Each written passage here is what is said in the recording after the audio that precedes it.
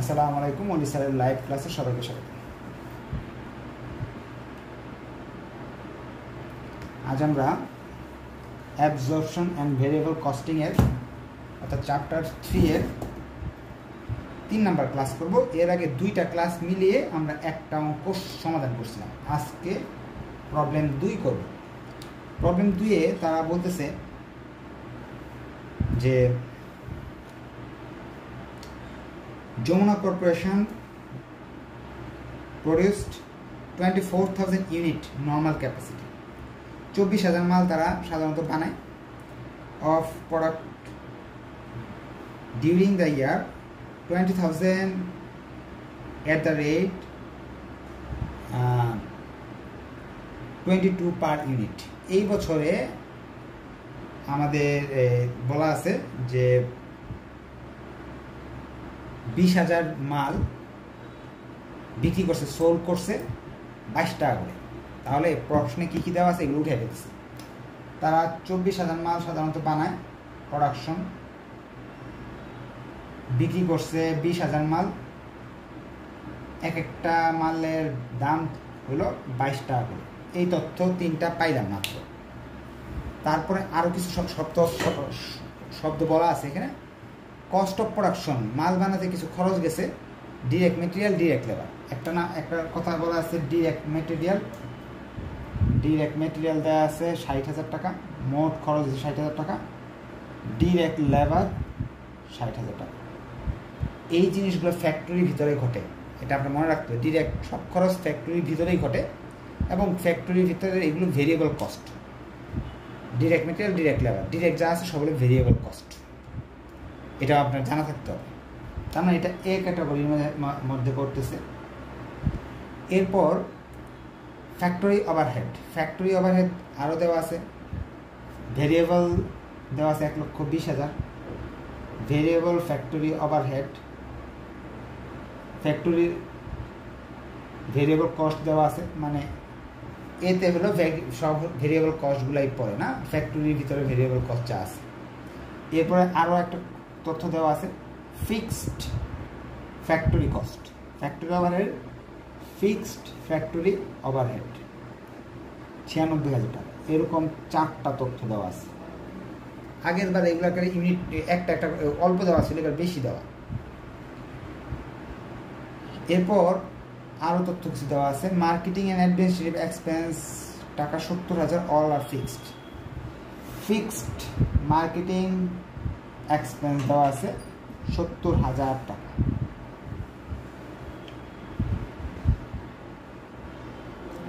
তিনটা তথ্য দেওয়া আছে। ভেরিয়েবল ফ্যাক্টরি কস্ট 3টা দেওয়া আছে, ফিক্সড ফ্যাক্টরি কস্ট 1টা দেওয়া আছে, ফিক্সড মার্কেটিং কস্ট দেওয়া আছে। এফ না লিখে ফিক্সড লিখে দিই। হ্যাঁ, ফিক্সড। আর এগুলো কিন্তু ভেরিয়েবল। এই 5টা কথা দেওয়া আছে। আরও প্রশ্ন দেওয়া আছে, নিচে বলতেছে প্রিপেয়ার ইনকাম স্টেটমেন্ট তৈরি করো। Direct costing, absorption costing. Income statement করতে হলে অবশ্যই আপনাকে 2টা ওয়ার্কিং করে নিতে হবে। 1 নম্বর ওয়ার্কিং, গত দিন শিখেছিলাম সেলস সমান opening stock, opening inventory plus production minus ending inventory বা ক্লোজিং ইনভেন্টরি। আজকে এই সেলসের 20,000 ইউনিট দেওয়া আছে প্রশ্ন। ওপেনিংয়ের কথা কিছু বলা নাই, কিছু বলা না থাকলে শূন্য। প্রোডাকশন 24,000, এন্ডিং দেওয়া নাই। আপনি বাস্তবে বুঝতে পারতেছেন 24,000 মাল বানাইছেন, সেলস করছেন 20,000, 4,000 মাল এখনো হাতে রয়ে গেছে। সেই 4,000টা হলো এন্ডিং ইনভেন্টরি। এটা সূত্র দিয়ে আপনি বের করতে পারবেন। এন্ডিং ইনভেন্টরিটা এই পাশে নিয়ে আসেন, এন্ডিং ইনভেন্টরি, আর এই 20,000কে ওই পাশে নিয়ে আসেন। তাহলে আমরা বুঝতে পারতেছি এন্ডিং ইনভেন্টরি 4,000।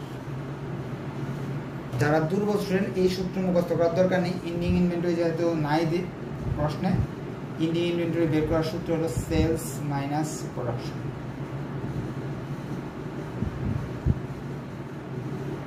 সেলসের মান হলো 24,000, প্রোডাকশনের মান হলো 20,000, হয়ে গেল 4,000।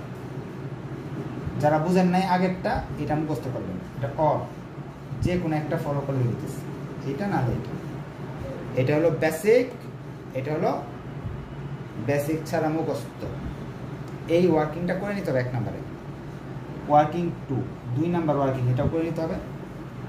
ওয়ার্কিং 2-তে আমাকে করতে হবে কস্ট, প্রোডাকশন কস্ট বা factory cost, production cost per unit, cost per unit, প্রতি মাল উৎপাদনের খরচ কত হলো এটা আমাকে বের করে নিতে হবে। 2টা নিয়মে করতে হবে, ভেরিয়েবল কস্টিং এর নিয়মেও করতে হবে, অ্যাবজর্পশন ভিসি নিয়মেও করতে হবে, এসি নিয়মেও করতে হবে, কারণ 2টা আমার করতে বলছে। আচ্ছা, আমরাকে ভেরিয়েবল কস্টিং এর নিয়মে করি। এইগুলো হলো production cost, direct material, direct labour, variable factory overhead. এটা প্রতি ইউনিটের খরচ বের করতে হবে আমাকে। আমি তো মাল বানাইছি কতগুলো, 24,000 মাল, খরচ করছে কত, 60,000 টাকা। 60,000কে আমি 24,000-তে ভাগ দিই,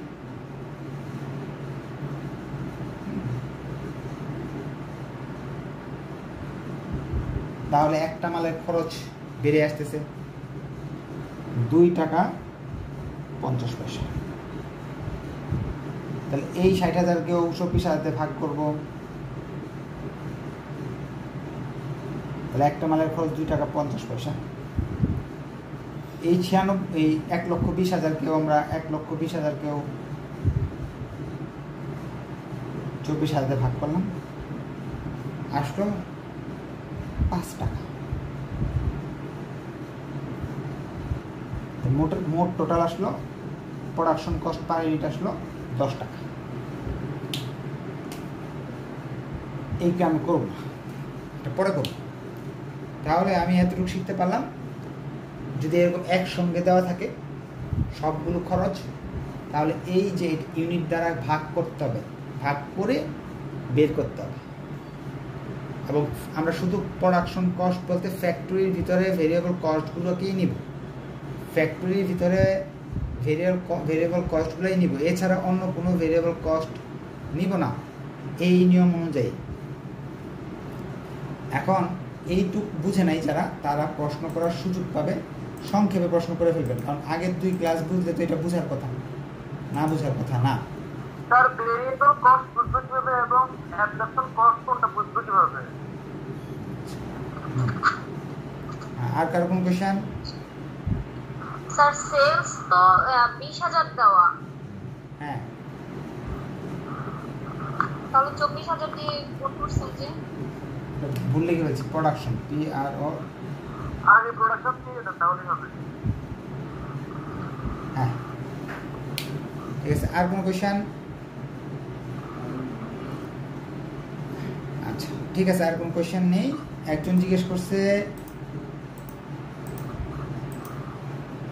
ভেরিয়েবল নাকি অ্যাবজর্পশন। আপনাকে 2টা নিয়মে অঙ্ক করতে বলছে, ভেরিয়েবল কস্টিং এর নিয়মে করতে বলছে, অ্যাবজর্পশন কস্টিং এর নিয়মে করতে বলছে। তাহলে আগে আমরা ভেরিয়েবলের অঙ্ক করতেছি, এই জন্য ভেরিয়েবল কস্টগুলোকে নিয়ে আসবো। এখন আপনার প্রশ্ন এরকম হওয়া দরকার ছিল, এখানে কোনগুলা ভেরিয়েবল বুঝবো কীভাবে, direct material, direct labour, variable factory overhead, fixed factory overhead, fixed marketing expense. এখানে এটার মাঝে ফিক্সড লেখা আছে, এটার মাঝে ফিক্সড লেখা আছে, এটার মাঝে ভেরিয়েবল লেখা আছে, তার মানে ভেরিয়েবল শব্দটা এখানে লেখা আছে। এই 3টা আমি চিনতে পারতেছি লেখা দেখেই, কিন্তু এই 2টার মাঝে কিছু লেখা নাই।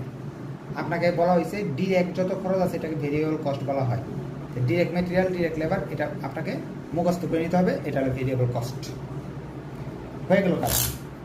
আগের অঙ্ক আর এই অঙ্কের মধ্যে তফাৎটা হলো টাকাগুলো একসঙ্গে দেওয়া আছে। আজকে আগের অঙ্কে টাকাগুলো এরকম 60,000 ছিল না, মাত্র 5 টাকা করে ছিল, এরকম 2.5 টাকা দেওয়া ছিল, ভাগ করতে হয়েছিল না।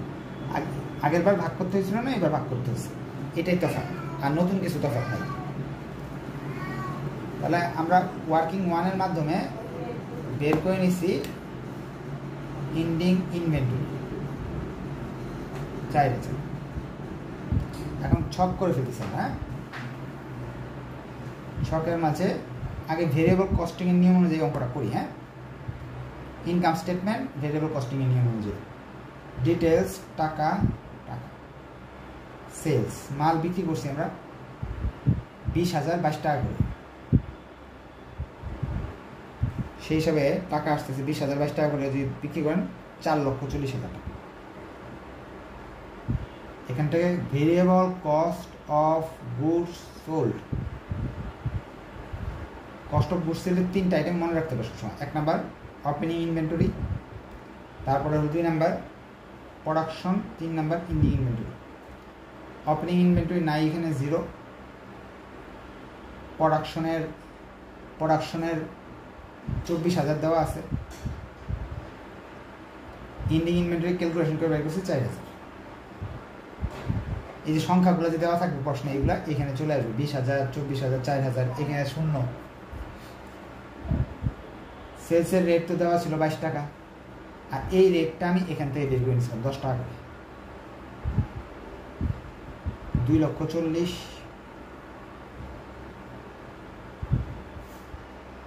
40,000,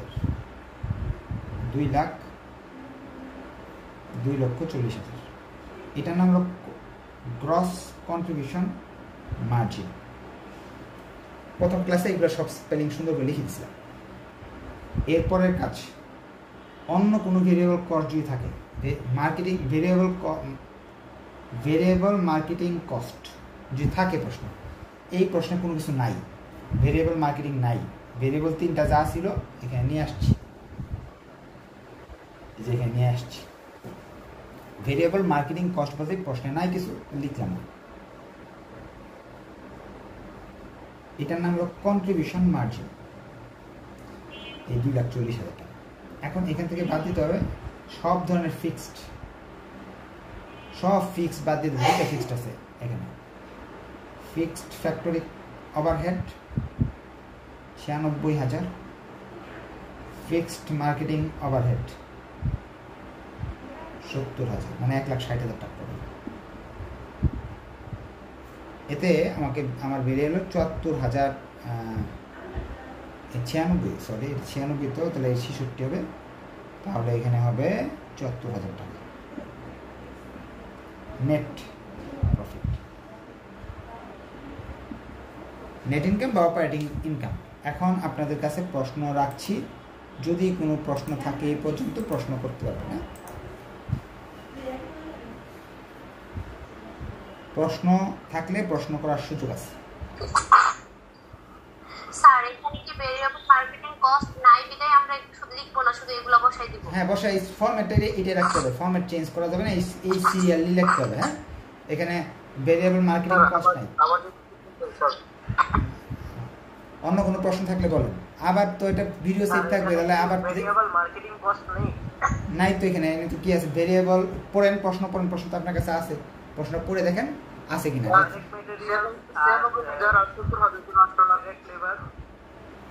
আনছি 96,000 টাকা আনছি তো, এই যে এখানে 70,000 এখানে আনছি না, এই যে ফিক্সড, এগুলো ফিক্সড লেখা আছে। তো প্রশ্ন ভালো করে বুঝতে হবে, প্রশ্ন তো বুঝাইছি অনেক কষ্ট করে 2-3 বার, প্রশ্ন আপনি বুঝেন নাই।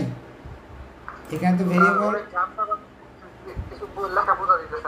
ও তার নেটওয়ার্ক সমস্যা হতো। হ্যাঁ লেখা তো সবার জন্য সমস্যা হচ্ছে না, শুধু যাদের নেটওয়ার্কের সমস্যা তাদের দেখা যাচ্ছে না। কেটে আবার ঢুকেন। হ্যাঁ 24,000 থেকে আসছে, এই যে এখান থেকে আসছে প্রশ্নে দেখেন 24,000 থেকে আসছে, 24,000 প্রোডাকশন।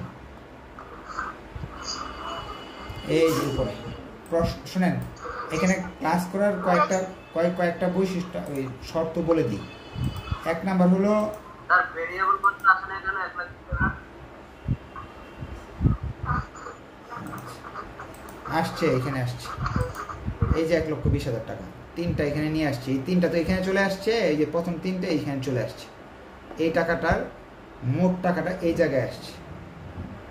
এটাই নিয়ম, এই অঙ্কের নিয়মটা এরকম। হ্যাঁ ক্লাস করার শর্তগুলো, 1 নাম্বার শর্ত হলো আপনাকে এই টাইম যেহেতু জয়টা দেওয়া থাকে 9:30, ওই টাইমে উপস্থিত থাকবেন, হয়তো 5-10 মিনিট দেরি হতে পারে, ওয়েট করতে হবে। হ্যাঁ 2 নাম্বার শর্তটা হলো যদি এটা 3 নাম্বার ক্লাস হয়ে থাকে 1, 2 দেখে নেবেন, ওইটার লিঙ্কটা মেসেঞ্জার গ্রুপে প্রতিদিন দিয়ে দেওয়া হয়। যেমন এই ক্লাসের লিঙ্কটা আগামীকালকে পেয়ে যাবেন, হ্যাঁ, মেসেঞ্জার গ্রুপে। আর এই আগের 2টা ক্লাস দেখলে এই ক্লাসটা বোঝা যাবে, প্রশ্ন কম আসবে, তাহলে বুঝতে সুবিধা, আপনি নিজেরও বুঝতে ভালো লাগবে ক্লাসটা করতে, অন্যদেরও সুবিধা হবে। কারণ অন্যরা দেখা যাবে কি আপনারা নন কোয়েশ্চেন, যেমন জানা কোয়েশ্চেন বারবার করবেন, যেমন এখানে এগুলো কেন হচ্ছে, কারণ আগের 2 ক্লাসে এগুলো বলেছি কেন কেন হয়, এগুলো কেন আসবে না, তাহলে জানা কোয়েশ্চেন যায় আবার করলে কি সময়টা নষ্ট হয়, আর যারা আগে করে আসছে তারা একটু বোরিং ফিল করে। আপনিও এরকম বোরিং ফিল করবেন যখন আপনি যখন এই চ্যাপ্টার 3টা ক্লাস করে ফেলছেন, একজন আইসা এইগুলো চিনতেছে না, এটা ফিক্সড কেন, এটা ভেরিয়েবল কেন, তখন আপনি একটু বিরক্ত হবেন যে হ্যাঁ আগের ক্লাস করলো না, এখন আইসা ক্লাসে অতিরিক্ত কোয়েশ্চেন করতেছে, সময় নষ্ট হচ্ছে। তাহলে আপনারা কী করবেন, সঠিক সময় আসবেন। আর দেরি করে আসলে আরেকটা সমস্যা হয় যে 10 মিনিট দেরি করে আসলেন, তো প্রথমে প্রশ্ন আমি বুঝাই দিচ্ছি এগুলো কী আছে, এগুলো না বুঝে তো এগুলো কিছুই বুঝবেন না। দেরি করলে তার চেয়ে বাদ দিয়ে দেন, বাদ দিয়ে ভিডিওটা দেখে নেন, দেরি করে ঢুকলে বাদ দিয়ে দেবেন। হ্যাঁ, আচ্ছা, এখন আমরা ভেরিয়েবল কস্টিংয়ের নিয়ম শেষ, অ্যাবজর্পশন কস্টিংয়ের দিকে যাচ্ছি। অ্যাবজর্পশন কস্টিংয়ের রোলটা আমি এটা ভালো করে বুঝলে ওইটা ক্লিয়ার হয়ে যাবে। ভেরিয়েবল এবং অ্যাবজর্পশনের তফাৎ, এটা সেম লিখবেন, এটাও সেম লিখবেন, এটাও সেম লিখবেন। অর্থাৎ অ্যাবজর্পশন কস্টিংয়ের কস্ট পার ইউনিটের ক্ষেত্রে, এটা কিন্তু খুব ইম্পর্টেন্ট কথা, অ্যাবজর্পশন কস্ট পার ইউনিট বের করার জন্য নিয়মে ভেরিয়েবল ফ্যাক্টরি কস্ট আসবে, ভেরিয়েবলের ফ্যাক্টরি কস্ট আসবে, আরও কোনো ফ্যাক্টরি কস্ট যদি থাকে সব নিয়ে আসতে হবে। এই 3টা তো ফ্যাক্টরি কস্ট আমি বুঝেই গেছি, ফ্যাক্টরি লেখা আছে, ডিরেক্ট ফ্যাক্টরি, এখানেও একটা ফ্যাক্টরি ছিল, ওকেও আনতে হবে। কোন নিয়মে? এই নিয়মে, অন্য নিয়মে না। তাহলে ফিক্সড ফ্যাক্টরি কস্টটাকে আমার আনতে হবে, এই যে 96,000 টাকা আগে আনতে হবে। একজন প্রশ্ন করছিল 1,20,000 আনি নেই, আনছি যে জায়গায়, এই 96কে আপনার আনতে হবে। এই 3টা তো আনলেনই, এটাকেও এই ক্যালকুলেশনের ভিতরে আনতে হবে। কিন্তু এই 96,000 টাকা কখনোই এটার ভিতরে আসবে না, ভেরিয়েবল কস্টিংয়ের নিয়মে আসবে না, অ্যাবজর্পশনের নিয়মে আসবে। ভেরিয়েবলের নিয়মে এই 96,000 কোথায় গেল দেখেন তো, এই জায়গায় গেছে। অ্যাবজর্পশনের নিয়মে ফ্যাক্টরির ফিক্সড কস্ট এই জায়গায় আসবে না, উপরে এইটার ভিতরে ঢুকে যাবে। এটাই তফাৎ, আর কিচ্ছু না। এই যে 96,000কে 24,000 দিয়ে ভাগ দিতে হবে, তাহলে মনে হয় 4 টাকা আসে, তাহলে 14 টোটাল আসলো 14 টাকা। এই ফর্মেটে অঙ্কটা আমার করতে হবে। আমি এইগুলো তাহলে মুছে দিচ্ছি, নাকি এদিক এই পাশে করে দিই, তাহলে কি হবে জানেন, আপনারা তুলনা করতে পারবেন। 14 টাকা রাখলাম, তুলনা করতে পারবেন যে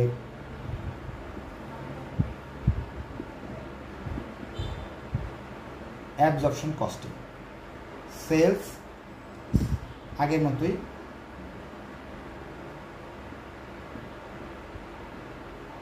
এরপর cost of goods sold, cost of goods sold, এখানে কিন্তু variable cost of goods sold, আর এখানে কস্ট অফ গুডস সোল্ড হবে, তফাৎ দেখে নেন। Opening inventory, production, ending inventory.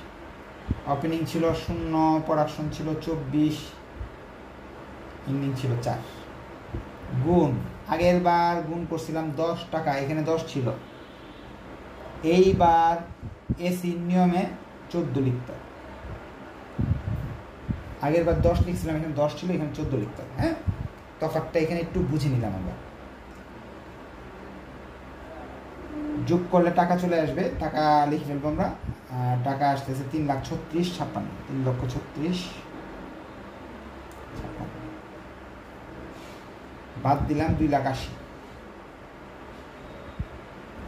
বাদ দিলাম চলে আসলো 1,60,000। গ্রস প্রফিট, আগের বার লিখছিলাম গ্রস কন্ট্রিবিউশন মার্জিন, এবার গ্রস প্রফিট লিখতে হবে। তফাৎ, এরপর less operating expense, operating expense বলতে বোঝায় মার্কেটিং কস্ট, অন্য কোনো না, শুধু মার্কেটিং কস্ট, সেটা ফ্যাক্টরি ফিক্সড হোক ভেরিয়েবল হোক যাই হোক। মার্কেটিং এক্সপেন্স ফিক্সড দেওয়া আছে 90,000 টাকা নেট প্রফিট।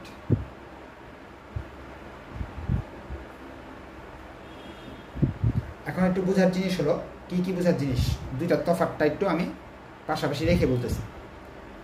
এটা সেম, এখানের সংখ্যাগুলো সেম,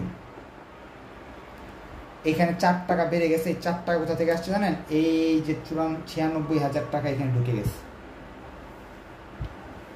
এই জন্য 4 টাকা বেড়ে গেছে, আর এখানে 4 টাকা কম ছিল, 10 টাকা ছিল। আচ্ছা, এরপর গ্রস প্রফিট এগুলো ঠিক আছে। এখানে অপারেটিং এক্সপেন্স, এটা কোথা থেকে আসলো? এই 70,000 এখানে আসছে। এখানে যদি কোনো টাকা থাকতো এই জায়গায় শূন্য, তো এখানে যদি থাকতো এটাও এখানে যাইতো।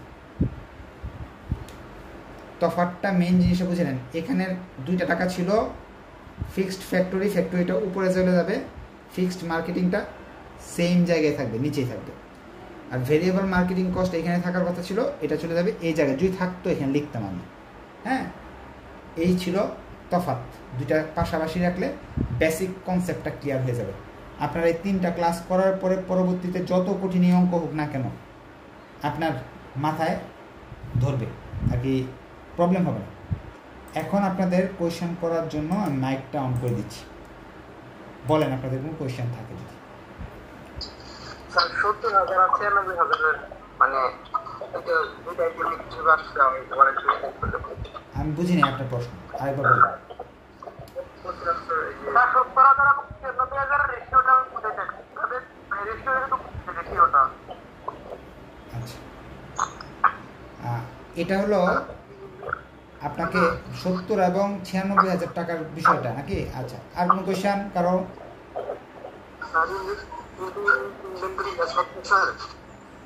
জি,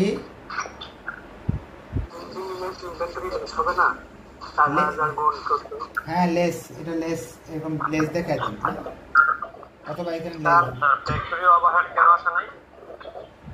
ফ্যাক্টরি ওভারহেড তো আনছি আমরা, এই যে 96,000কে যে ভাগ করে টাকা আনছি, যে 96,000 টাকা এখানে নিচে আসার কথা ছিল, এখানে ভাগ করে 4 টাকা করে নিয়ে আসছি।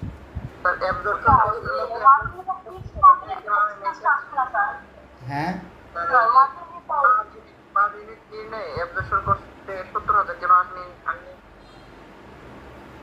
এই 70,000 টাকা এখানে আনবো কেন? এটা তো এখানে নিয়ম হলো ফ্যাক্টরির খরচ আনতে হবে সব। এটা তো ফ্যাক্টরির খরচ না, এটা মার্কেটিং কস্ট। এটা ফ্যাক্টরি কস্টটা যেগুলো আছে ফ্যাক্টরি কস্টগুলো আনবো। এই যে ফ্যাক্টরি, এই যে ফ্যাক্টরি, এই ফ্যাক্টরি, এই ফ্যাক্টরি, শুধু ফ্যাক্টরিগুলো আনতে হবে, অন্য কিছু আনা যাবে না। আর কি কোয়েশ্চেন? 96,000 আর 70,000 অ্যাবজর্পশন এবং ভেরিয়েবল কস্টের মধ্যে মানে এটার পার্থক্যটা কি? আচ্ছা, পার্থক্যটা হলো 96,000 টাকা হলো ফ্যাক্টরির খরচ, অ্যাবজর্পশন কস্টিং বলছে ফ্যাক্টরি খরচগুলো উপরে আনতে হবে, ভেরিয়েবল কস্টিং বলতেছে ফ্যাক্টরি খরচটাকে নিচে আনতে হবে। এই জন্য এটা নিচে যাবে আর এটা উপরে আসবে। আর 70,000 টাকা fixed marketing cost, variable costing বলছে ফিক্সড যত খরচ আছে নিচে আসবে, অ্যাবজর্পশন কস্টিংও বলতেছে ফিক্সড যত মার্কেটিংয়ের খরচ যা আছে সব নিচে আসবে। এই জন্য এই দুইটা 70,000 কোনো চেঞ্জ নাই, এই জায়গাতেই আসছে। আর এটা যেহেতু শর্ত অনুযায়ী এরা ভেরিয়েবল কস্টিং বলে নিচে আসতে, এই জন্য নিচে আসছে। অ্যাবজর্পশন কস্টিং বলতেছে ওই পার ইউনিটের ভিতরে যা ঢুকাই দিতে হবে, সো এখানে যা ঢুকাই দিতে হয়েছে। আচ্ছা, মোটামুটি ক্লিয়ার হয়েছে কনসেপ্টটা। আমরা ভিডিওটা আরেকবার দেখবো, আরও কনসেপ্টটা ক্লিয়ার হয়ে যাবে। হ্যাঁ, আর এখানে যে কনসেপ্ট ক্লিয়ার করেও করতে হবে এরকম না, আপনি ওই ধাপটা মুখস্থ করেও করে ফেলতে পারবেন আইটেমগুলো নিয়ে এসে। আপনার কিন্তু আমাকে 20 মিনিট লাগছে শুধু এইগুলো বোঝানোর জন্য, প্রশ্নটা এবং এইগুলো বোঝাতে, কিন্তু অঙ্ক করতে 5 মিনিট লাগছে, 2টা অঙ্ক করতে। এখন এই 2টার কেন তফাৎ হলো সেটা আমার জানা দরকার। এখানে 6,000 টাকা তফাৎ হয়েছে, 74, এখানে 90, কত টাকা ডিফারেন্স? 16,000 টাকা, 16,000 টাকা ডিফারেন্স হয়েছে। ইন্ডিং ইনভেন্টরিও 16,000 টাকা ডিফারেন্স। দেখেন ইনভেন্টরির ডিফারেন্স কত? 16,000। নেট প্রফিটের ডিফারেন্স কত? 16,000। এই কাজটাকেই বলা হবে আপনার প্রশ্নে আরেকটা বি নাম্বার রিকোয়ারমেন্টে বলতেছে যে রিকনসিলিয়েশন স্টেটমেন্ট করো। রিকনসিলিয়েশন স্টেটমেন্টে কী করবো আমরা? ছোট্ট এরকম একটা ঘর করে নিব। ইনভেন্টরির টাকা ছিল 56,000, আর একটা হলো 40,000, বাদ দিলাম 16,000 টাকা। এটার ফর্ম একটা দেখাইছি না, দেখাইতেছি না, কারণ গত ক্লাসে এটা ফর্মে দেখাইছি। নেট প্রফিটের ডিফারেন্স কত আসতেছে? 90,000 আর হলো 74,000, 16,000 টাকা। আপনারা কী করবেন? এই যে এটা একটু ফর্ম একটা সাজায় নিন গত ক্লাস দেখে, তাহলে ব্যাংক রিকনসিলিয়েশন স্টেটমেন্টটা আমি করে দিলাম সংক্ষেপে। ঠিক আছে, আজকে এই পর্যন্ত থাকলো। ধন্যবাদ সবাইকে। নেক্সট ক্লাসে আমরা আরও আলোচনা করবো। ভিডিওগুলো দেখে নিন। আল্লাহ হাফেজ।